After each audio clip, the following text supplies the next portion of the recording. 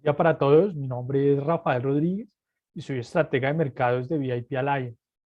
El día de hoy, gracias a la réplica que nos hizo AIA Consultores, en donde nos preguntaban cuál era nuestra lectura sobre el Producto Interno Bruto de Colombia, hemos hecho la investigación respectiva y a partir del hallazgo hemos titulado este especial No todo lo que brilla es oro. Entrando en materia, lo primero que debemos recordar es que el Producto Interno Bruto de un país es significativo porque representa el valor final de todos los bienes y servicios producidos por una economía en un periodo determinado. A partir de ahí es muy importante tener claro que no importa si usted calcula el Producto Interno Bruto desde el método del gasto o desde el método del valor añadido o desde el método de las rentas.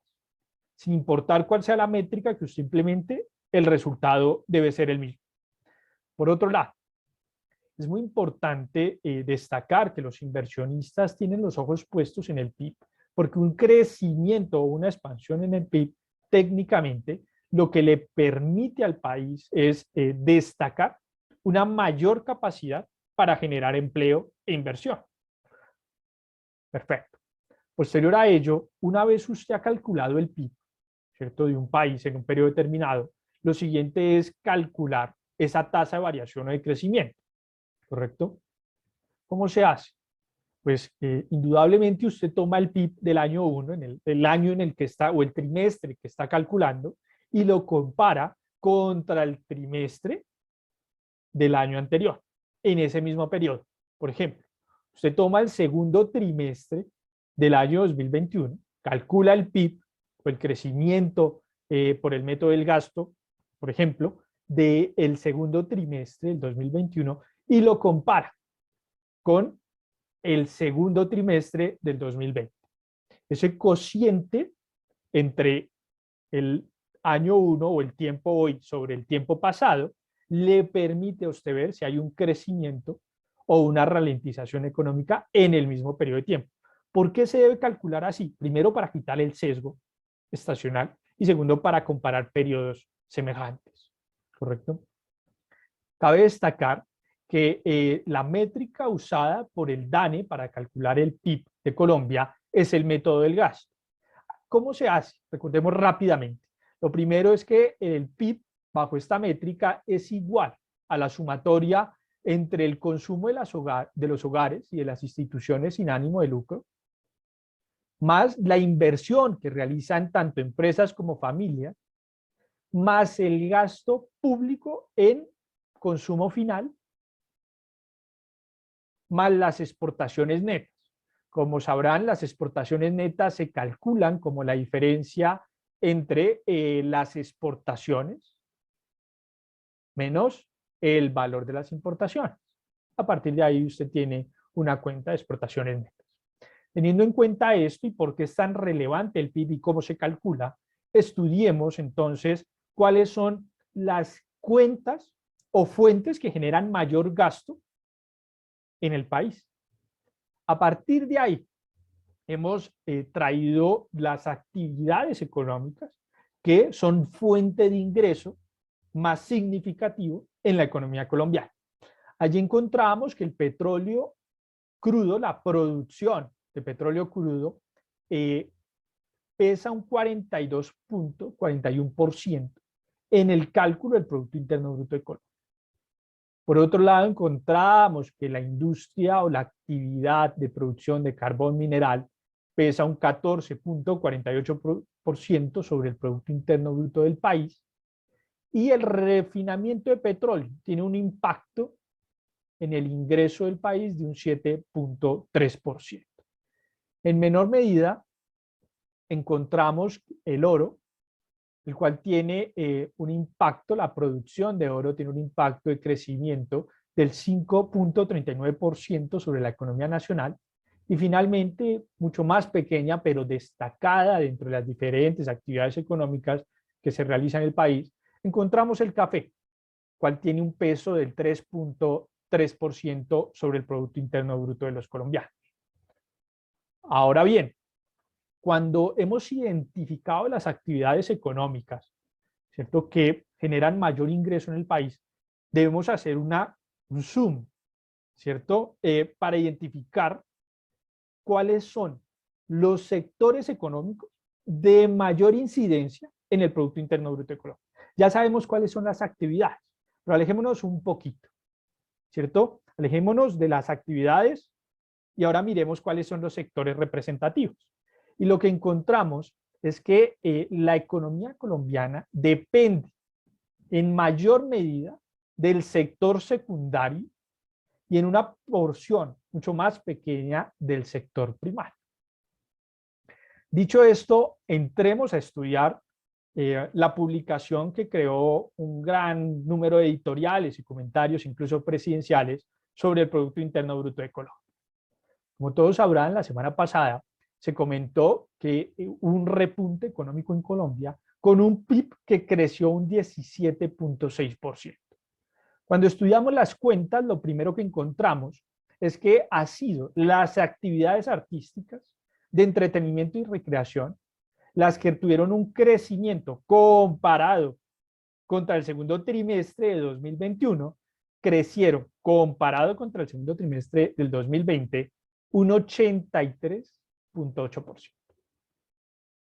Las actividades de comercio, transporte, alojamiento y servicios de comida crecieron un 40.3% durante el segundo trimestre del 2021 comparado contra el segundo trimestre del 2020. Finalmente, ha sido la industria manufacturera la que tuvo un crecimiento del 32.5% comparado contra este mismo periodo en el 2020. A partir de ahí, lo primero que debemos hacer es identificar estas actividades dentro de qué sectores económicos se desarrollan. Lo primero que decimos, la cuenta con mayor crecimiento, actividades artísticas de entretenimiento y recreación, la cual creció un 83%, se encuentra en el sector terciario de la economía.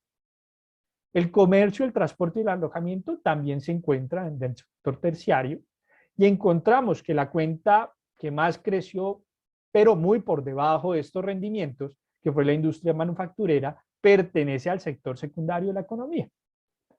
Ahora bien, es muy importante entender que el crecimiento en el PIB debe verse en todas las actividades que lo rodean. Es decir, si estamos hablando que un mayor crecimiento en el PIB trae o representa mayor oferta de empleo y mayor capacidad de empleo y de creación de inversión, pues miremos si este crecimiento en el PIB se representa en otros indicadores que nos hablan del crecimiento o salud económica de un país. Cuando revisamos el Producto Interno Bruto per cápita de Colombia, el cual básicamente consiste en medir, entendiendo que usted está creciendo económicamente, pues yo supongo que usted crece en la medida en que necesita más mano de obra para producir ese crecimiento. Entonces, un PIB per cápita lo que le permite a usted es comparar el crecimiento en PIB contra el número de colombianos censados que están en momento o como mano de obra o fuerza de trabajo, ¿sí? Entonces, dígame si usted, ¿cuánto ha crecido usted comparado con la mano de obra disponible? Y ahí lo que estamos viendo es que, sin lugar a dudas, el crecimiento cada vez es menor comparado, ¿cierto?, con la población o mano de obra disponible.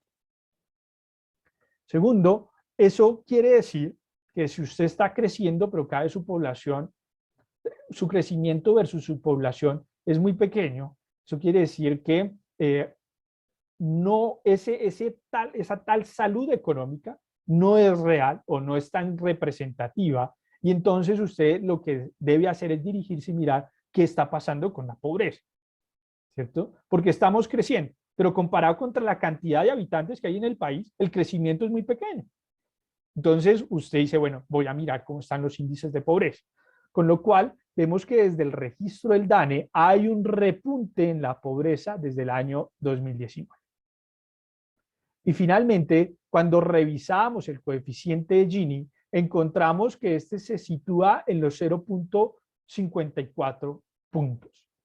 Como todos saben, el coeficiente de Gini, entre más cercano está a 1, expresa buena salud económica, calidad de vida, generación de empleo estable y un crecimiento constante, con lo cual estamos muy lejos de eso. A partir de ahí, ¿qué podemos concluir? Lo primero es que las cuentas de mayor crecimiento del Producto Interno Bruto, que fue la alegría de la huerta la semana pasada, no hacen parte de las principales fuentes económicas del país.